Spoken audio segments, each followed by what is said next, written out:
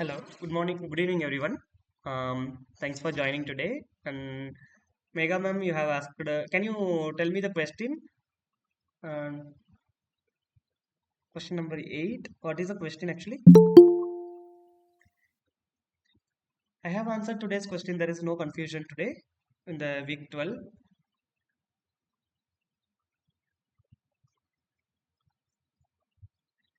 Please post the question in the chat box. I'll try to figure it out. I'm opening in my mobile.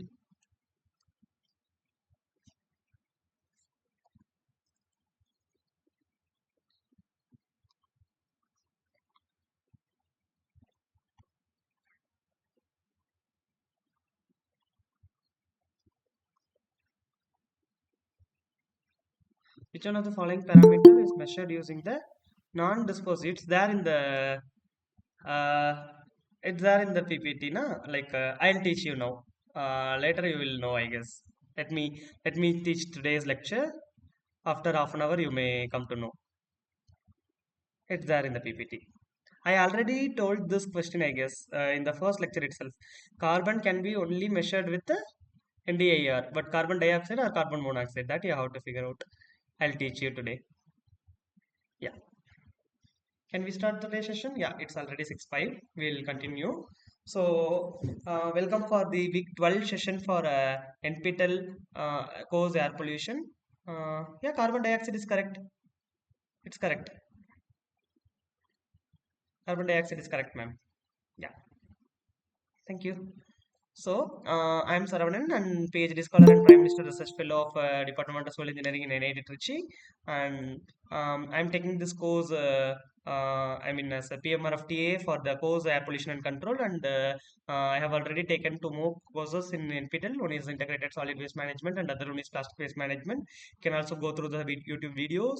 And in the first 11 lectures, we have taught a whole brief intro about the air pollution, types of air pollutants, based on sources. How can we differentiate line source, point source, and area source, and how to measure, that is the source apportionment, and all the techniques and indoor air pollutants, JS applications, and how to control, and what are the impacts to the environment, to the human health, and what are the disease we'll get, and how to reduce that by different methods, like what are the global impacts to that, like acid rain, in global warming, climate change, ozone depletion.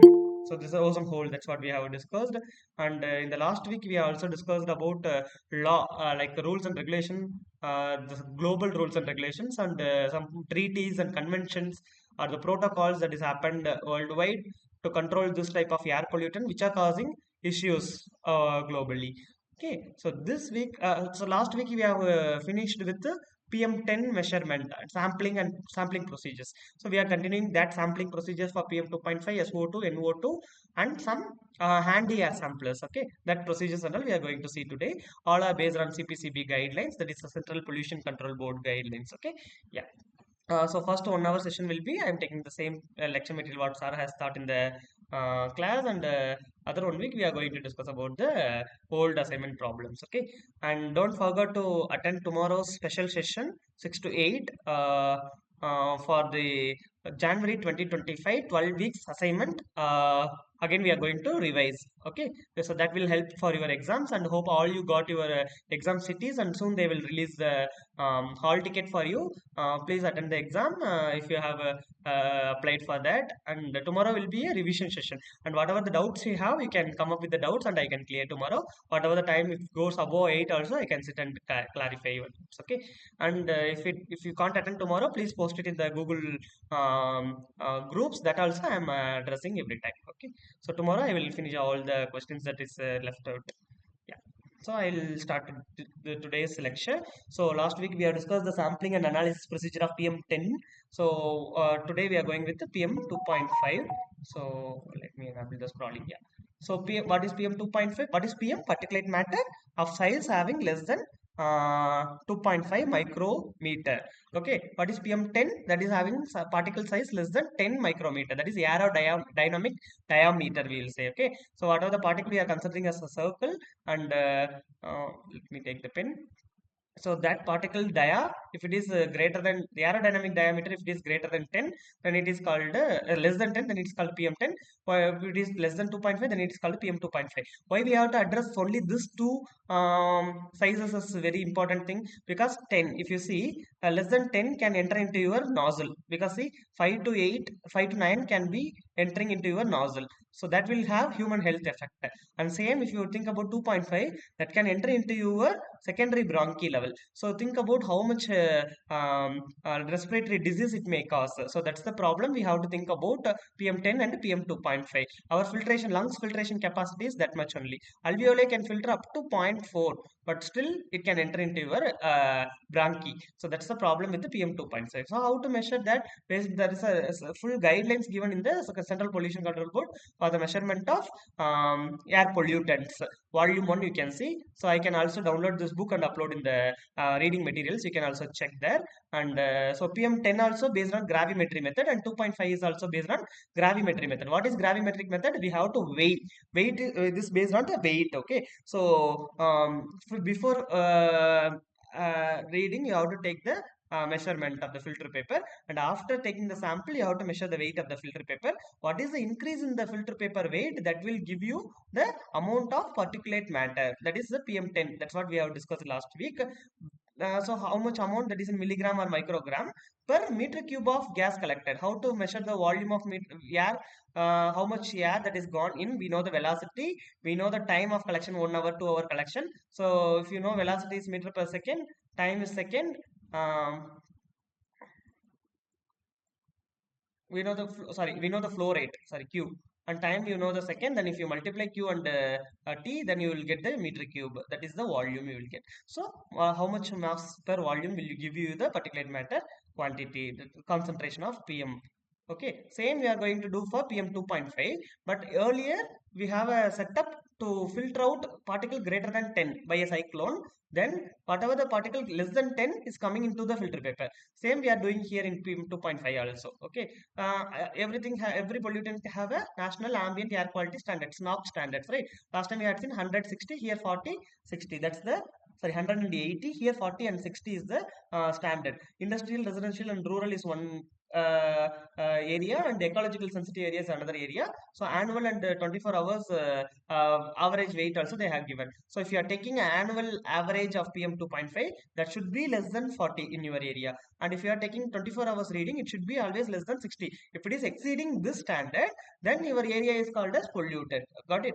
So for each pollutant, we have a separate concentration or standards prescribed in the NOx. Same, if you have all the concentration, and you can calculate the AQI, ambient air quality index, or ambient air quality index or air quality index. So that was calculated based on all the concentration and their standards. So based on, you can find, because all the people should know if it is a good quality air outside or ambient air. Ambient is outside air, right? So ambient air quality is good or bad or medium, that can be calculated with the color coding. If the AQI is 0 to 50, that is a green. Then 50 to 100, 100 to 150, 200 to 250, like that we have a color coding. So all the newspaper every day you can see AQI for whole India or metro cities, they will publish. Okay, so based on that only human health is will get affected. For that we need to sample and we need to know. So every monitoring station will have all the benefits. Once again, investment class. Oh,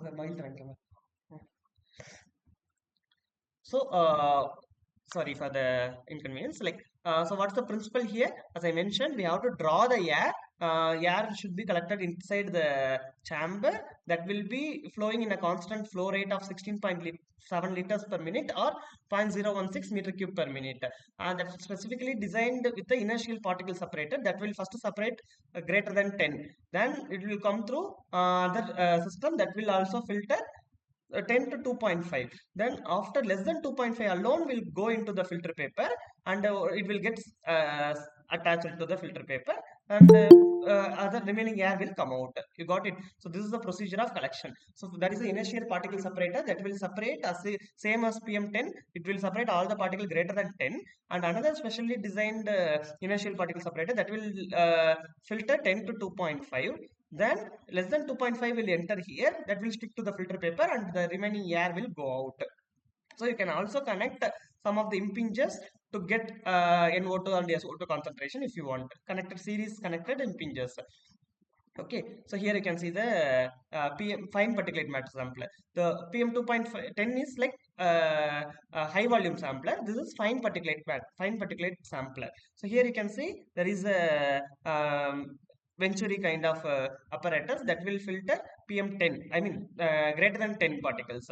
Then it will enter and will impact 96 impactor. So this is one of the model in WINS. So that will remove 10 to 2.5 particles. Then your filter paper will have all the 2.5 less than 2.5 particles here. Then the dry gas will enter into here and that will give you the flow rate and it will go out. Okay. Yeah, you need a weighing balance. You need a glass fiber filter paper.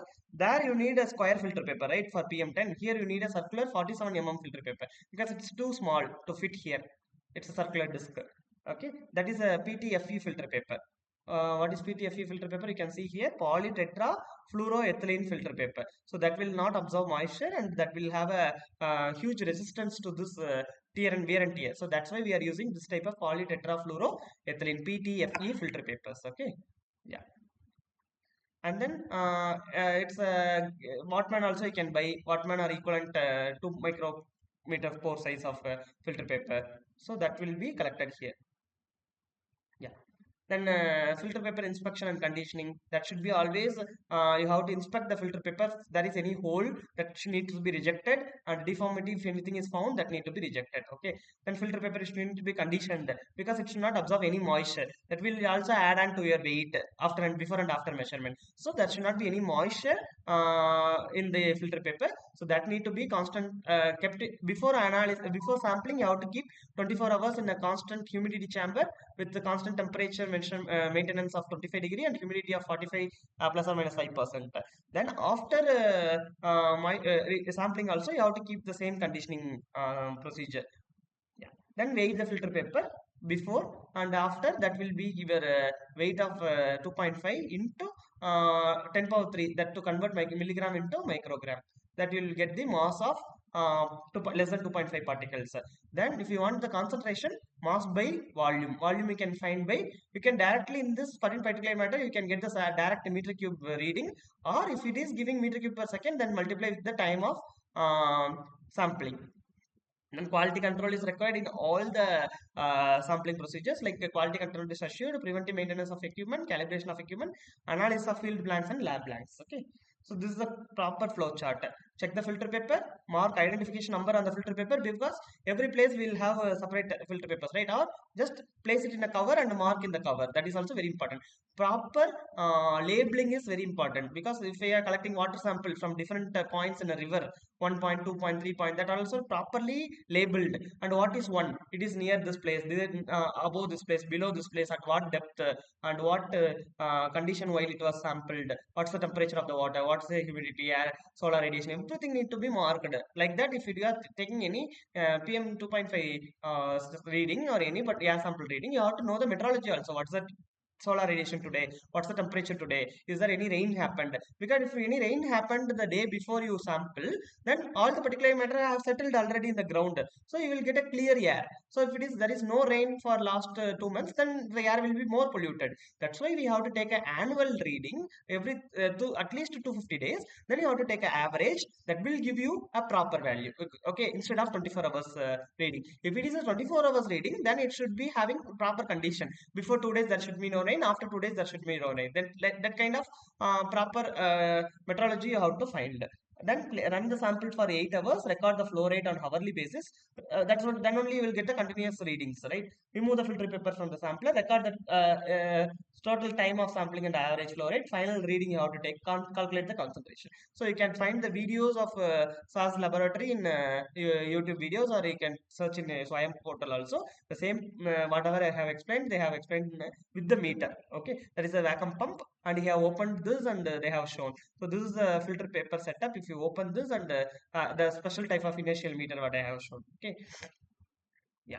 So that what's the problem with the PM 2.5? That you can penetrate into the respiratory tract and have a severe health risk like low birth rate, asthma, skin aging. That's why all the pollutant we have already seen what are the problems. That's why we have to sample it. We have to know the concentration. Nowadays all are based on sensors.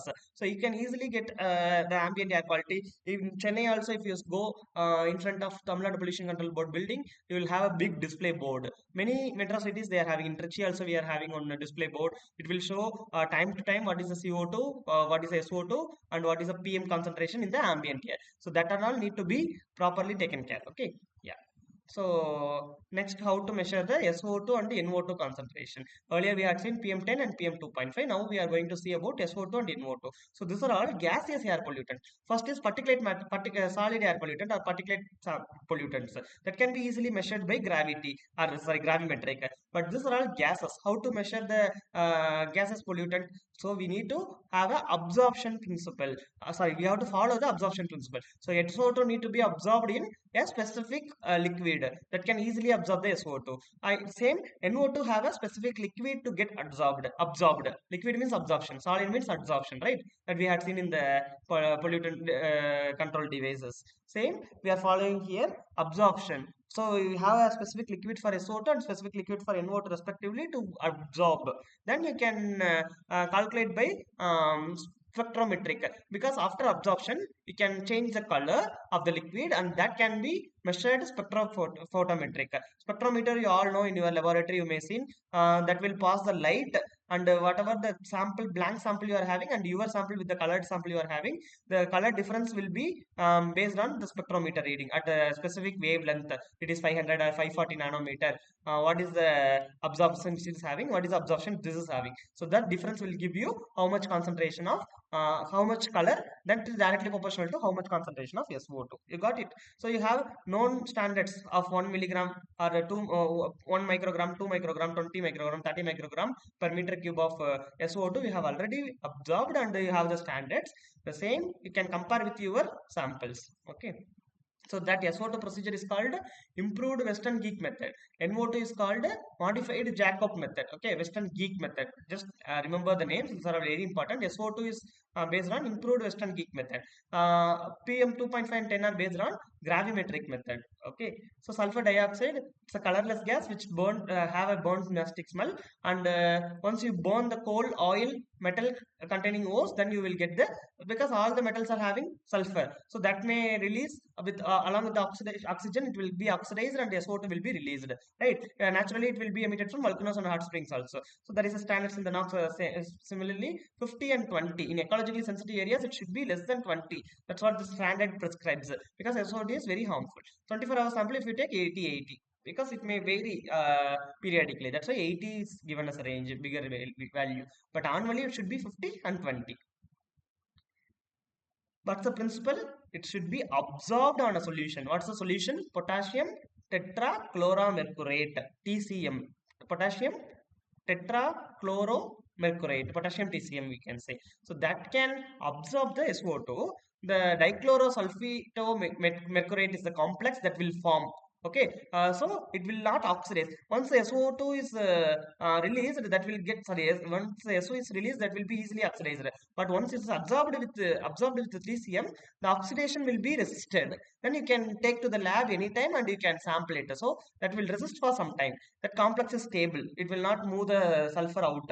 So therefore the absorption solution may be stored for some time for prior to analysis. Okay, so then you have to react the solution with the paracyanilin and formaldehyde to form intensively colored solution. So that complex again, whatever the whatever the complex that may have some color. Okay, so like that, whatever the complex that is formed here, dichlorosulfitomercurate, that will be reacting with the paracyanilin and formaldehyde, which will give you a colored compound, that is paracyanilin methyl sulfonic acid. So that compound is measured with the spectrophotometer with the specific absorption. You got it.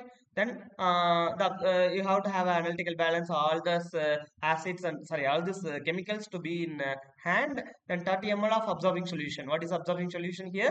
TCM, potassium TCM, that need to be taken 30 ml in impinger. You all know what is impinger. So it's like a glass tube, like a measuring cylinder having a tube inside, glass tube with the tube inside and closed here. Air will go here. It will be having a solution up to here. It will bubble it and all the sulfur will be absorbed and only the gas will come out through a valve here. You got it? So this is impinger. I can show you impinger. So at a rate of 1 liter per minute, you have to allow. And if any after 1 hour sampling or 6 hours sampling, sorry, it should be 4 hours. So after 4 hours sampling, whatever the water that is evaporated, whatever the level that is reduced, you have to make up the level with the distilled water. Again, make it as 30 ml. Okay, then take 10 or 20 ml, whatever the analysis you want. Just take 10 ml and 1 ml of sulfuric acid and react for 10 minutes to destroy the nitrite if anything is there. Then 2 ml of formaldehyde and 2 ml of pararosaniline, that is the coloring agent. That means you have to make up to 25 ml with the distilled water. Prepare a blank. Blank is the one without sampling. The same 30 ml of potassium TCM you have to take without sampling. You have to add all these things. That is called a blank. Okay. So that also you need to put it in the spectroscopy. That is a blank. You should not use distilled water as a blank because here the absorbing solution is not distilled water. Okay, so the unexposed absorbing agent is called your blank. Then after 30 minutes, color developed. Before 60 minutes, you have to take the reading. So 30 to 60 minutes your time for reading. Okay, at 560 nanometer, it's your absorption in the spectrophotometer. So concentration you can find by absorption of the sample minus absorption of your blank into calibration factor into volume of air sampled by volume of volume of sample by volume of air sampled into volume of liquid, that is 20 ml or 30 ml what you have taken, that you have to put it here. That will give you the concentration of sulfate in the sampled space. So quality control you have to maintain here also. So proper procedure here. Again 30 ml you have to take. 1 liter per minute is your sampling rate for 4 hours. 4 hours is very important. Then at least 4 hours you have to take. Take 10 to 20 ml of liquid from that. And again blank you have to take with the same procedure but without sampling. And 1 ml of sulfuric acid. Keep it for 10 minutes. 2 ml of formaldehyde. 2 ml of PRA. And make it mark it up to 25 ml with the distilled water. Keep for 30 minutes for reaction. There is a color change, dark color will be formed. Before 60 minutes you have to analyze at spectrophotometer at 560 nanometer. Okay, that will give you your sulfur dioxide concentration. Why we are adding this 1 ml of sulfuric acid? That will stop any nitrite if it is, that will destroy if any nitrite is there. How to find nitrite, NO2 concentration in your air sample with modified Jacob and Hodges method. That old, SO2 is like Western Geek method. Okay, that's the Western Geek method. Here it is modified Jacob and Hodges method. Yeah. So NO2 is again unpleasant smell and it is highly poisonous in high concentration. So this is always coming from any fuel like vehicles and all emitting lots of NO2. So here there is again a standard 40 and 30 are for industrial and ecological sensitive areas, and 24 hours sampling is like 80 only. SO2 is also 80. There we have 60 and 20, here 40 30. Okay, please remember all these values at least for PM, SO2 and NO2. Okay, again the principle here is collected by bubbling air through the same procedure. Impinger you have to bubble it and the solution is different here. Okay, then determine again by colorimetric. The compound formed is N1 naphthalene, ethylene, diamine, dihydrochloride, that is NIDA compound. So NIDA is the one solution that is formed and that was put it in the spectrophotometer at the 540 nanometer. Same again there also 540 nanometer. Yeah. Here you can see the whole procedure. I'll skip this and go to the chart for procedure. So same quality control you have to maintain. 30 ml of absorbing media you have to take in impinger and pass the sample for 1 liter per minute for 4 hours. That is a flow rate and 4 hours is your time for sampling. And then take 10 ml from the impinger to a conical flask.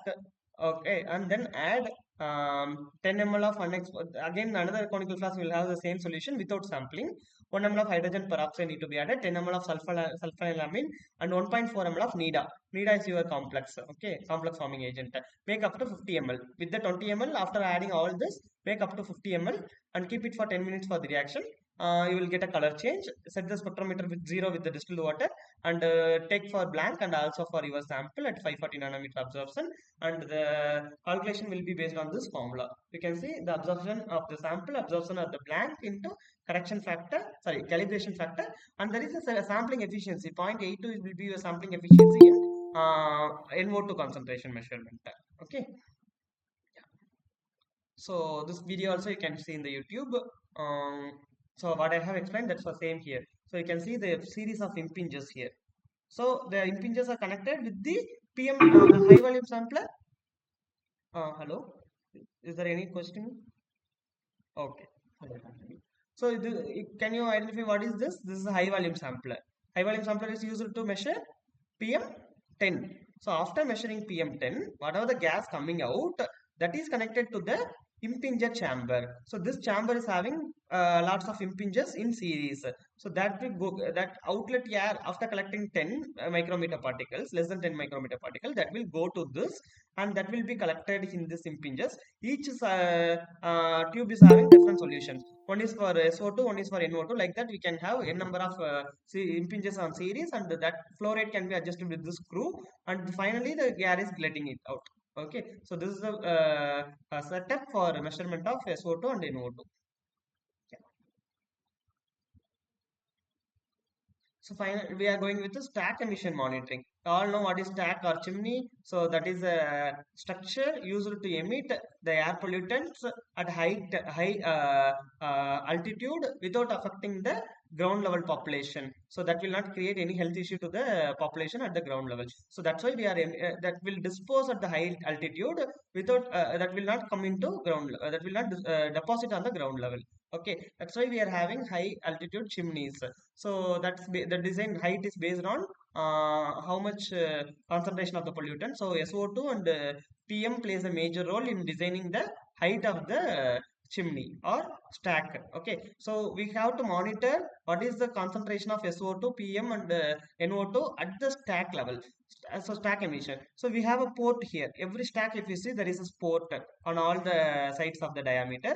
So there you can put a probe inside, and you can take the sample and get the, because it is a high velocity and hot air that will be coming out. That is a flue gas. So that need to be sampled. So that there is there are different slots or ports available. So through that you can put your what we say,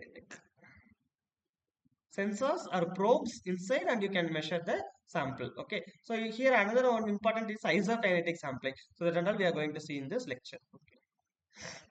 So you all know stacks of chimneys to release and dispose hot air, particulate matter, gaseous emissions into the atmosphere at a height that does not pose a threat to the ground level life, because it's going, see, you can see it's not coming here, right? Then it is called what this type of dispersion is called if it is coming down. Fumigation. If it is going up, then it's called a lofting. You can remember all the 6 types of air pollutant dispersion things that we are going to anyway revise tomorrow. So if it is coming down, then it's called a fumigation, right? So that can be avoided based on the meteorological condition. We are designing the height of the stacks. Okay, so that may impact the human health, vegetation, and property. That's why we are having chimneys. So what's the emission level? So you can't emit anything at a high altitude, because air has its own capacity to disperse. If it cannot disperse, it will again come into the ground level and it will affect the human health. So we have to monitor and we have to know what is the quantity we are releasing into the atmosphere. So that is a principle called isokinetic sampling. So that if a stack is there, you can see, think this is a stack emitting a particulate matter. So I am putting my probe here. There is a port here, and I am putting my probe. Probe is your sensor or any measuring device, you can say. So the gas is coming here. So there is a velocity for this flue gas. So that I can take as VF. Here I have a vacuum pump to suck the air. So there is a velocity to collect, right? That is the V of sampling. So if this Vs and Vs is less, then all the particulate matter will escape, right? It will not get into my probe or any gas, whatever pollutant I am concentrating. If Vs is high, then more particulate matter will go into the probe. So Vs and Vf should be equivalent, so that whatever the concentration that is coming, that need to be collected in the probe. So that velocity matters. That's why here you can say sampling at a rate that the velocity and the direction of gas entering the sampling nozzle is same as that of the gas in the duct or stack at the same sampling point. So that is to collect a representative sample. Then only whatever the sample I have collected is representative. What is representative sample? The sample what I have collected should have a same concentration of any pollutant that is available in the flue gas. Okay, if there is a flue gas concentration of PM or any SO2, if I am saying it's 100 microgram per meter cube, then same should be there what I have measured. Then only it's called a representative sample. Okay, that can be made plus or minus 5, but that not be more than plus or minus 20 or plus or minus 30. Okay, that's why the kinetic energy of the gas stream in the stack should be equal to the kinetic energy of the gas stream through the sampling knot. So you can say think about the velocity, or you can say in terms of kinetic energy. Both should match. Then only it's called isokinetic sampling. Okay. So what's the apparatus we are going to use? So we have a stack monitoring equipment. All the laboratories, air pollution laboratories will have this equipment, or every industry they will call some of this type of premium institutes for monitoring. So we also have our stack monitoring equipment. So there is a panel box, back side and front side. You can see here. This is for like flow measurement, and impinger tube if you want to measure the SO2 and NO2. And these are all pitot tube.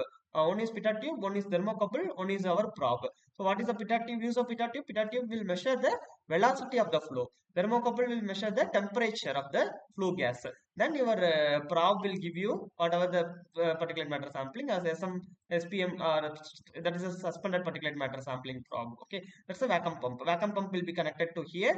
Then it will connected to the probe. Okay, and thimble is used to measure particulate matter again. Thimble holder, stopwatch, everything you need. And what is the important factor that will affect where you are going to collect the sample? Location. So if you are collecting here, once it is entering into the stack, then there is a reverse, there is a turn point, U-turn point there, right? So there will be large accumulation of PM. So this is not the correct point. So wherever it is getting out, there will be some dispersion. So that point is also not correct point. There is a height at 0.75 times of the height of your stack. That will be your exact 0.75. I'm saying as general number. Usually, based on the height of the stack, it will also vary. The factor will also vary. Usually, it will be 0.75 or zero point 0.8 times of your height. So that height, if you take the sample, then it will be good location, and there should not be any turn points. If the chimney is like this, then we should not keep at any turn point or any nearby any motor. If you keep, then it will be concentration higher or lower. Okay, so that's the location matters. And nozzle size, if you're having big nozzle to collect, that is also small nozzle that don't be any flow, so that should be optimum nozzle size. And calculation of the proper sampling rate, what I have mentioned as 1 liter per minute for each pollutant, it will vary. So this is the formula to find VV, equivalent vapor volume of condensate at meter conditions. So that requires the flow rate, temperature of the metering conditions, temperature, absolute stack gas temperature, that all we can find with the thermocouple. And pressure, we can measure easily, and volume of gas collected at the meter condition we can find. So the stack will have to will be measured with this type of temperature. We can measure pitot tube to measure the velocity, and the heated prop to filter in the heated box, that will be for particulate matter. Okay, so this three will be injected into the inserted into the slot, whatever they are in the chimney. See, determine the mass of the duct collected in the thimble, that is the particulate matter. So you can say V standard, that will give you a particulate matter concentration. See here, that is sorry, V standard. After V standard calculation, that is put here in this formula, that will give you the dust concentration, EM. Weight of your thimble minus after different, same like filter paper, you can use thimble here. Thimble is like a filter paper only, that will be in a U shape. So that will allow the gas to pass through the pores. Okay, that weight before and after will give you the concept, quantity divided by the volume will give you the concentration at standard temperature and pressure. So that will also plays a major role. What is the pressure inside the stack? What is the temperature inside the stack? And dust emission rate, if you know the concentration, if you know the flow rate, then divided by 10 power 6, you will get megagram per hour or milligram per hour. That is the flow dust emission rate you can find. So this is for particulate matter. Okay, how to find the sulfur dioxide in the stack? Same principle is again sulfuric acid mist and the sulfur dioxide are separated. That can be done with then measured with the barium thorium titration method. So you have to collect and titrate it. See here, you can the probe is inserted. That can be collected in the impingers. Then that can be analyzed titrimetric. Titrimetric is you have to brought to the laboratory and titration you have to do. So the volume you have to find with this formula. Then concentration you can find by dividing it volume by standard volume measurement volume. Again, quality control you have to do. So stack monitoring using isokinetic sampling. So here you can see all the equipments. This is the same I have shown in the photo. This is a stack sampler, front and back, the toolbox, and thermocouple you can see, probe you can see, and the pitot tube you can see.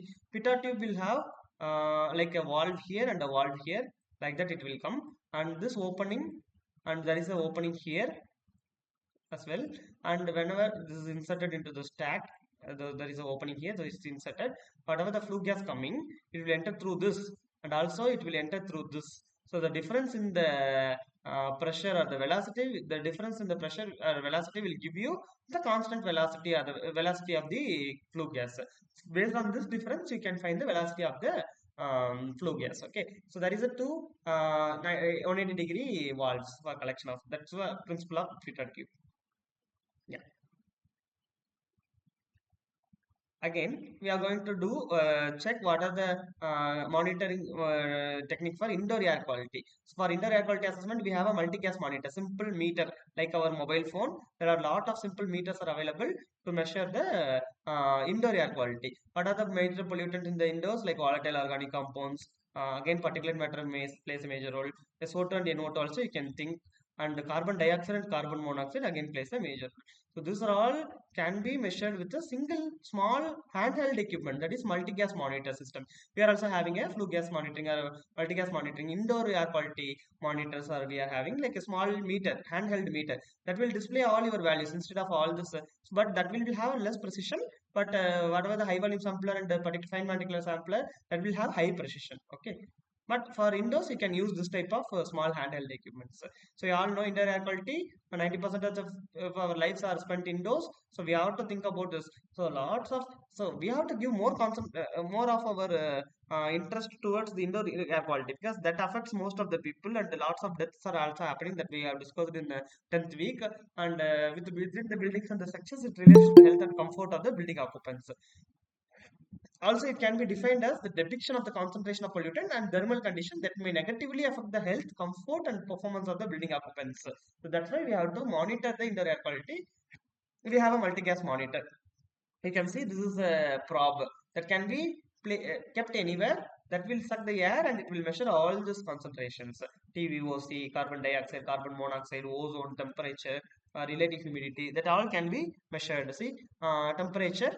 These are all meteorological parameter: temperature, humidity, dew point. Pollutants are carbon monoxide and carbon dioxide. And advanced version of the probe can also measure PVOCs, ozone, and hydrogen sulfide. These three are again considered as major indoor air pollutants. Okay, so there is a software. This is the probe. There is an adapter for charging, and there is a tab or any software you can use in. They given the tab in Wolfsense, and you can also take any PC for connection. Okay, they have to be Microsoft synchronized software and probe software, and the batteries will be attached to this. Indoor air quality measuring probes, so you can see they are keeping near the ventilator, they are keeping near the floor to measure the concentration of different pollutants. That is a full integrated 4 fast response high accuracy sensors are there, and to measure 5 parameters. And handheld personal computer, that is HPC, handheld personal computer. You know what is a computer? So they have a handheld personal computer that's running with the IAQ software. Yeah. So prop need to be maintained properly. How much like it should be stored in a specific temperature. If it is kept for a long time, you have to remove the battery. These are all normal things you know already, right? So that should not be cleaned with any water. Only the outside you can clean with the water, wet cloth, and avoid operation in direct sunlight. Don't immerse the probe in water. If condensation forms on the CO2 sensor, that will again eradicate your readings. And don't drop or spot, again vibration it can't withstand, so you can't play with that high-end equipments, right? So carbon dioxide can be measured with the non-disposing infrared spectroscopy. I think ma'am has asked this question only. So carbon dioxide, as I mentioned, carbon can be measured with the NDIR. Majorly carbon dioxide sensors will be NDIR sensors. NDIR, non-dispositive infrared spectroscopy. Infrared spectroscopy. So NDIR sensors we'll say. So if you think about any CO2 sensors in your like nowadays more smartwatches are coming with this type of sensors to measure the air quality. That mobile phones are coming with sensors, and you can see the air quality every time. Satellites are using this NDIR sensors to measure. So that are all advanced techniques. So that is carbon monoxide can be measured with the diffusing into the electrochemical sensors. So that sensors are having counter reaction at the other electrode, and the current is generated through the external circuit. So based on how much current generated, that is proportional to the concentration of the gas. So it's a electrochemical sensor technique. CO2 is by NDIR sensors. Then RH, relative humidity, is by polymeric film that can have a dielectric property that may change whenever there is a high humidity. Okay. Then temperature with the platinum element, that is a thermocouple, we can use. So four parameters with the four sensors. You can see here five sensors. Sorry, five parameters. Dew point also it's measuring. So you have to power up first by putting it in the battery and navigate in the HPC. HPC is whatever the tab or anything you can have. So HPC you have to first navigate and fix all the pollutant what you want to measure. And there is a pull down menu like file view, like same like Microsoft things, and all pull down menu will have a log help things and all. Then toolbar buttons like the log, stop, snapshot, that will give you this kind of equipments are having continuous monitoring systems. So it will not give you one time result. It will always give you results. So you can take snapshots, or you can take time based reading and connect to the system. You will get time based readings. Okay. So connect the prop to the HPC. HPC is your handheld PC, and via the serial port adapter. And then select the parameters that what you want, like which location you are going to make, which how many intervals, how many seconds. So time you can say from 6 to 60, I guess. And then logged data is recorded and appears in a column format. Yeah, you can see. And then after that, you can connect to the HPC to the desktop PC. That this thing you can connect again. This HPC you can connect with your desktop to get the data in any format. Usually it will be in Excel format. Yeah, transfer all data that will be in Excel file or a CSV file you can get. So again, assurance, quality assurance, you have to get all the equipment or sensors need to be calibrated. Industry calibration is required. The CO2 and all need to be industrially calibrated. So 12 months once you have to calibrate the relative humidity sensors, and 6 months once CO and CO2 sensors. And the temperature sensors need to be calibrated every 24 months or 2 years. Annual calibration is also highly recommended. So that video also you can see how he done the different position and how to use the HPC. That also we have clearly explained in the video. If you want to go through the software module, you can check into this video. That was very clear. And yeah, finally we are going with the sampling and analysis of particulate matter using spectrophotometer. Earlier we had seen gravimetry method. Filter paper, how much collected, how much going out, initial the final weight of the filter paper, microgram or milligram per volume of sample, that is meter cube. So here we are using spectrophotometer principle for the measurement of PM10 and PM2.5. How to do spectrophotometer means usually it should have a color or turbidity. So based on the turbidity it can also measure. Okay. How to do that? We all know the basics of PM10 and PM2.5. See 60, 100, 40, 60 is your NAC standards. We all know. So this is equipment like EDM 164 equipment that can use it to measure the particulate matter using the principle of scattering of light, that is called a spectrophotometer. Okay, here you can see the front and back panels.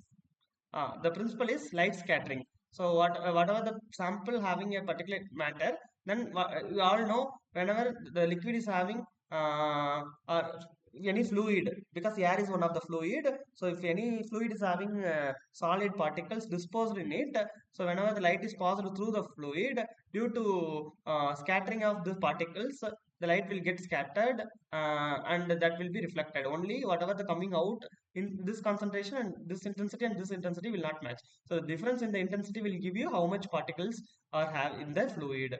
Okay, so the light scattering of single particle with the semiconductor laser as a light source, the scattering light is being led directly via a mirror and the detector position is right angle. So if you are directly measuring, that is not, that is one method, and the scattering in 90 degrees is another method, that is nepherometric method we'll say. So 90 degree scattering, and the detector is positioned here, okay, after scattering to 90 degree. So whatever the light coming out, we are not measuring. Whatever the light scattered at 90 degree, we are measuring, okay. So denominated as 90 degree scattering light detection. This is a principle. So you have a laser. Whenever there is a particulate matter in the fluid, that will light will be deflected at 90 degree, and only some part of light will go and get trapped. Yeah. So there is a special laser measuring chamber here. You can see the laser diode that will send this type of laser lights, and that can be reflected by the particulate matter. Yeah, here.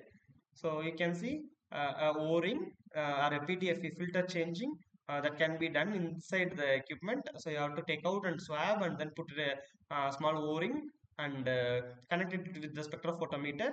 So that is a you can see this is the equipment, and there is a spectrophotometer, and that need to be connected to the equipment with the sorry, PC with the RS232K connecting cable, and the results will be monitored with the software in the PC. You can see here. If non-detected, select the ports manually and then press scan button to scan and select the time interval. So for this 6 seconds to 60 minutes, that is 1 hour is the maximum time for detecting the particulate matter via spectrophotometer method. There is a need to be synchronize the device time with the PC time every 33 months once. Then only you can get a proper time of reading. So that need to be calibrated. Here time need to be calibrated. All the user settings like what is the time name, and all the file names are getting changed, right? See here, and conditions, username, location where you are taking the sample, and then start device you have to give, that will measure 6 seconds. If I give 6 seconds once, it will take the readings. So different cycles it will give, and all the PM10, PM2.5, PM1, inhalable, thoracic, alveolic, all the particle size it will give, like soil analysis, all the particle size it will give, okay. So you can see this PM10 2.5 and the 1 readings also it has given in a continuous manner every time. See, 11 2 minutes, 11 4 minutes, so 2 minutes once, 60 seconds once, it's giving readings. They said 60 minutes, 60 seconds reading time interval. So EM164 can be used for short and long term. Important is continuous monitoring of dust pollution and real-time data analysis, meteorological measurement data. Observation can be used for reliable environmental monitoring. Okay, so that's it for whole sampling part. We have done for PM10 2.5 with gravimetry, we also with spectrometry, SO2 NO2 with absorption principle, that is modified improved Western geek and modified Jacob method for SO2 and NO2 respectively. And then we have used multimeter for indoor air quality measurement for carbon dioxide, carbon monoxide, VOC, and ozone, as well as different meteorological parameters like temperature, humidity, and dew points. Okay, so these are all sampling techniques as a lecture we have done. So I hope you have enjoyed all the lectures, and we will move on to this week's old assignment problem solving. So if you have any doubt, please unmute and you can ask, or we'll move on to the problems. Hope it's clear to you. Let me move on to the question. Please post the answers in the chat box if you know.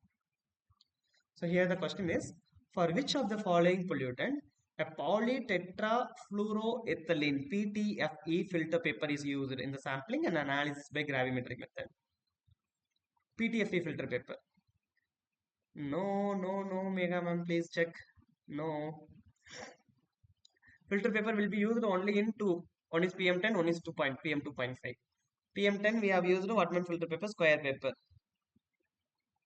In PM2.5 we have used a tough filter paper, that is PTFE. Please check your answer. SO2 and NO2 are not with filter papers, are with absorbing solutions. Okay, so B is correct. PM 2.5 is correct. See the answer here. After passing through the specially designed inertial particle separator, the PM 2.5 can be collected in a 47 mm. That's a circular tube. Okay, I will go with the pen. There is no pen here. There is no pen here. Yeah. So 47 mm polytetrafluoroethylene PT filter paper over a specified sampling period. So So the net gain in the filter paper was measured. That's what gravimetry method for PM10 and 2.5. Okay. Which method is used in sampling and analysis of PM2.5 in ammedia? I have now only mentioned. So first is gravimetry, second is improved Western geek method, third one is modified Jacob and Hoshea method, and UV photometric. PM10 and 2.5 both are having same principle. Can you post the answer in the chat box? Yes, A is correct. Yeah. Can I move on to the answer? Yeah, gravimetry. Yes, A is correct. So guidelines for determination of PM 2.5 and also 10. Last week also we have discussed the same gravimetry method only. Because we are measuring the weight of the filter paper only, right? That's why we need to condition the filter paper. There should be no moisture. You have to measure only the change in weight due to particulate matter. It should not be having any moisture. So that's why conditioning of filter paper is very important. Yeah. Hope you clear. Which of the following is used to calibrate to 0? And another one, here I am missed. What is the other method for PM 2.5 and 10? One is gravimetry. What is the other one? Last we had seen. So here the fourth option is related to that. UV photometric. Why it's wrong? What is the answer?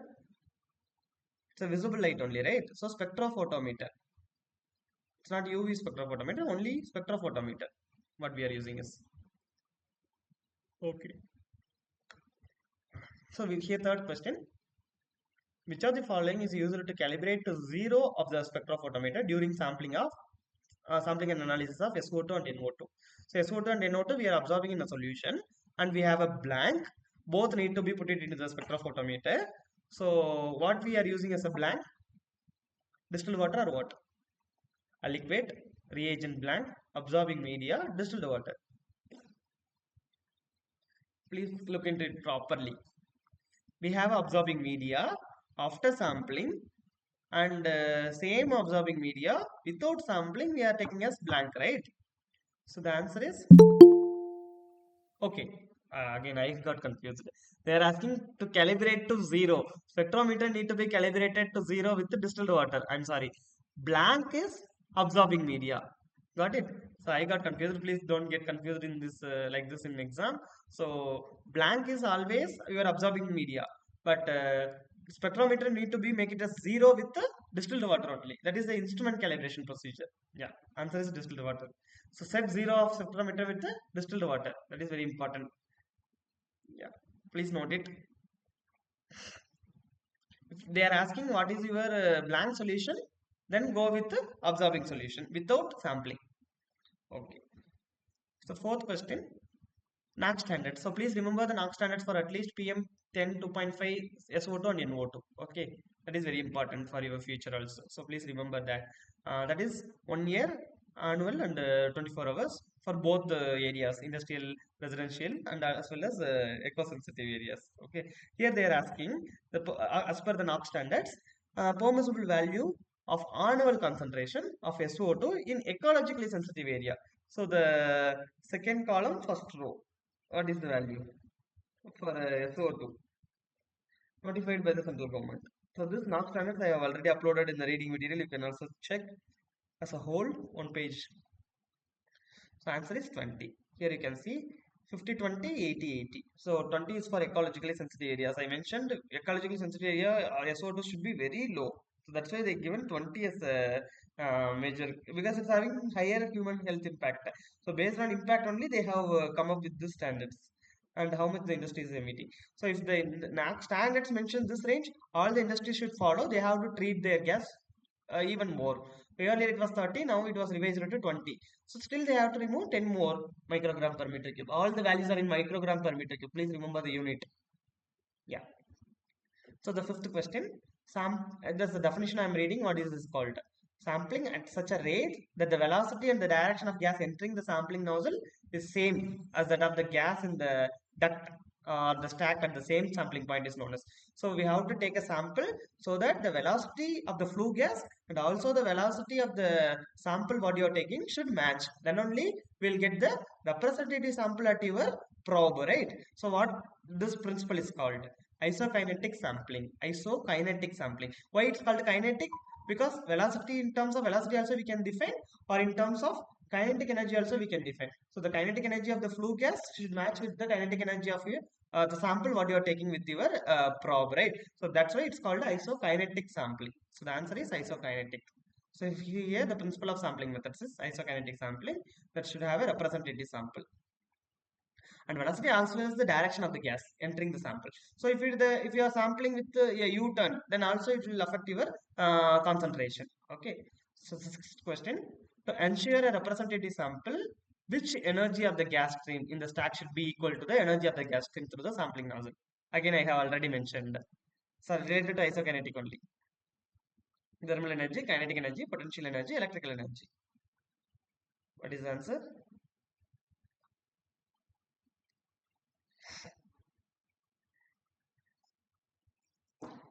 So it will be, as I mentioned, kinetic energy, because velocity or kinetic energy should match. Then only we'll get the representative sample, right? So the answer is kinetic energy. Yes, here also you can see the kinetic energy of the gas stream should be equal to kinetic energy of the gas stream through the sampling nozzle. Gas stream in the stack and the gas stream in the sampling nozzle. Yeah. Another one, we have a multi-gas meter for indoor air quality measurement. So what are the pollutant which can be measured? Here the question is, which of the following pollutant cannot be measured with the multi-gas monitor? CO, CO2, PM10, VOC. Which cannot be measured? Carbon monoxide can be measured. VOC, ozone can be measured. PM cannot be measured with the multi-gas monitor. Yeah, answer is PM10. Here you can see TVOC, carbon dioxide, carbon monoxide, ozone, temperature, humidity can be measured with the multi-gas monitor. The PM cannot be measured. PM10 is correct. Yeah. So eighth question. Which of the following parameter is measured using the non-dispersive infrared spectroscopy? Yeah. NDIR. NDIR is correct. Yeah. So now you got it. Yeah. NDIR is correct. NDIR is for CO2 measurement. CO can be measured with the electrical charge principle. RH is measured with a thin film which have change in the dipole. Okay, sorry, what is called dipole? What is it? Dielectric. And temperature can be measured with the platinum electrode. Okay, these are all 4 electrodes that can measure 5 parameters in your multi-gas monitor meter. So NDIR is for CO2. Yeah, carbon monoxide is for electrochemical sensors. The maximum time interval for monitoring of particulate matter using spectrometer software is. So it has a minimum and maximum interval for particulate matter sampling with the spectrometer. So 6 minutes, 6 seconds, 60 minutes, 30 minutes, 15 minutes, 10 minutes. What's the maximum time interval? What's the maximum time intervals?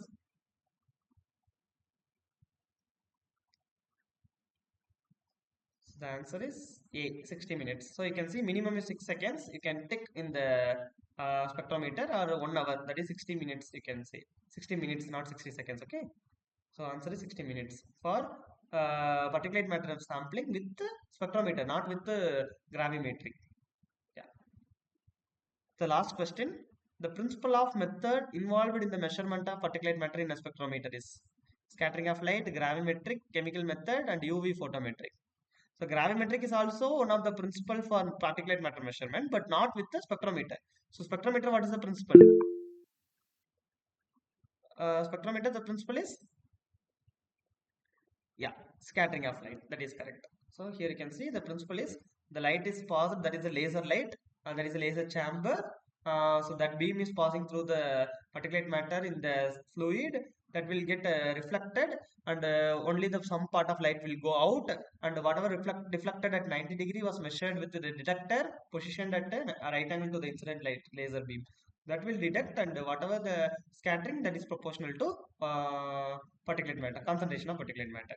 Okay, here you can see principle is scattering light emitted by every particle is being detected by a second optics under a scattering angle of 90 degree, and then directed onto a receiver diode wide angle mirror. So that can be measured. Okay, so that's it for today. So today we have a small lecture, I guess. Yeah, 127 pages only. It's too easy. And I have also uploaded all the lecture material what I have thought from that was actually taken from mm, Professor's PPT only. So the same material I have compiled, I mean merged the PDF and I have uploaded in the Google Drive. That also you can see. And all this every old assignment PPTs also I have uploaded in the drive that I can show you now. Yeah, I can show you now.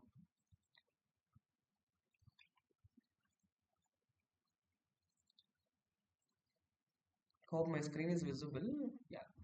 So if you go to the SWAYAM portal for revision, I'm saying. So if you go to below the 12th week, you can see problem solving session. So here you can see problem solving session recordings. So if you open that, and also you can give survey on my lecture series for 10, 12 weeks. You can see you would have got the mails. Please fill that also if possible. And then if you click this, Google Sheet will come, and all the 11-week videos I have already uploaded in the YouTube. That also you can go and check. And today's video I will upload today night. And in this folder, if you go and if you click, you will get all the lecture material what I am taking here. So all the lecture material for 12 weeks I have compiled and uploaded. Today I will upload the week 12 PDF, and the problem solving PDF also I have uploaded all the things what I have taken here. Okay. Then reading material I have uploaded AQI standards, that Sigma Z, Sigma Y graph sheets, and National Ambient Air Quality Standard values, AQI and NAQ standards I have uploaded. And here are the air pollution control devices formulas I have uploaded. That also you can go through. And today I will also upload the regulations and legislation years and their target pollutant. Like Montreal Protocol means ozone depleting substances. Kyoto Protocol, what is the target pollutant? Like that, I will also with the year I will upload in one PPT, or here itself I can upload. Okay, so that also you can go through as your reading material. So I will upload today's video in YouTube and I will share it with you. And also, if you have any question, you can post it in Q&A discussion forum, and I will also answer it here if you need any. Okay, that will be answered periodically.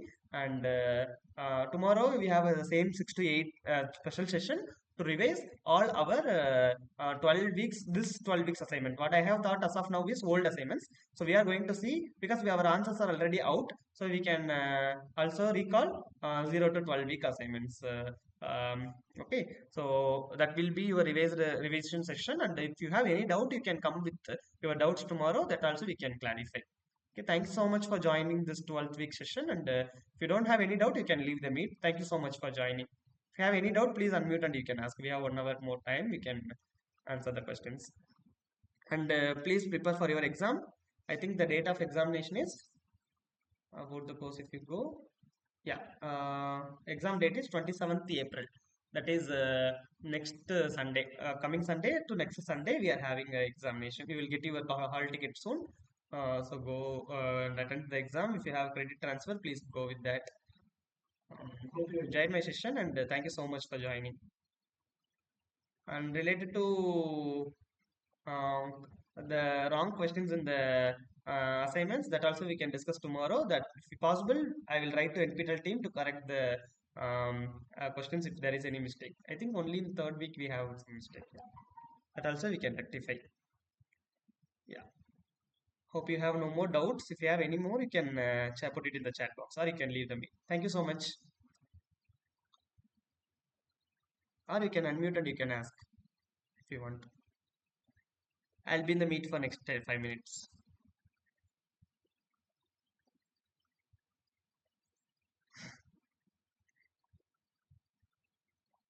You can note my mail ID if you want. You can approach me through mail also if you have any doubt. Thank you all.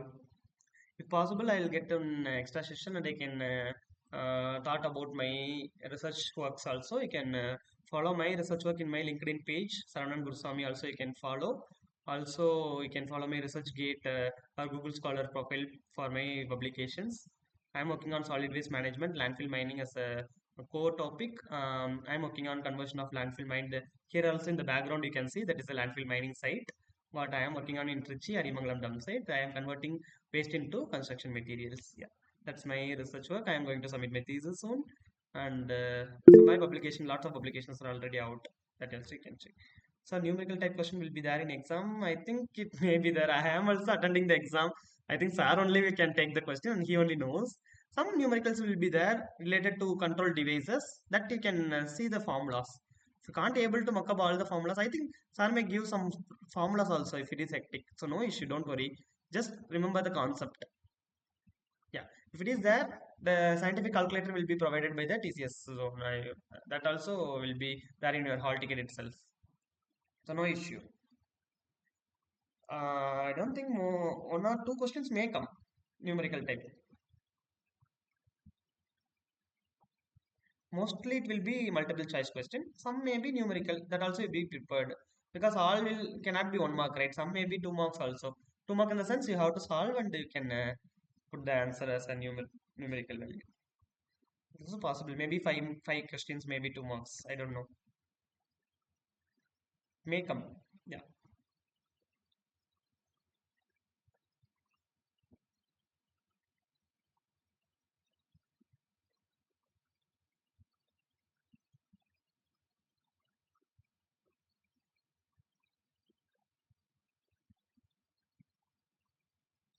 So thank you so much for joining. If you don't have any question, you can leave the meet, or you can unmute and you can ask or put it in the chat box. I'm ready to answer. Or if any doubts with the first 11 lectures also, you can ask. No issue. We can discuss now.